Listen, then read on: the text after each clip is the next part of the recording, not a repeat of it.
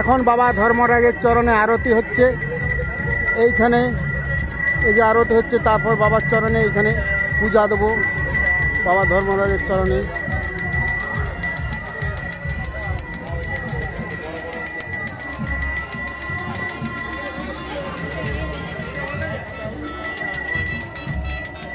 বাবার চরণে পূজা দিবার লাগে যে মেচা সন্দেশ এনেছি, মেচা সন্দেশ দিয়ে, বিখ্যাত মেচা সন্দেশ বিলাটরে মেচা সন্দেশ দিয়ে বাবার চরণে পূজা দেবো। বাবা ধর্মরাজ গাজনে যখন এসেছি ভিডিও করতে, তাই আপনারা এইখানে আসবেন। এই বাঁকুড়া বেলাতোড় বাবা ধর্মরাজের যে পূর্ণিমা তিথি, আজ পূর্ণিমা, রথের পরে যে পূর্ণিমা, সেই পূর্ণিমা তিথিতেই বাবা ধর্মরাজের গাজন এইখানে হয়। আপনারা আসুন বাঁকুড়া বেলাতোড়ে বাবা ধর্মরাজের গাজন দর্শন করতে।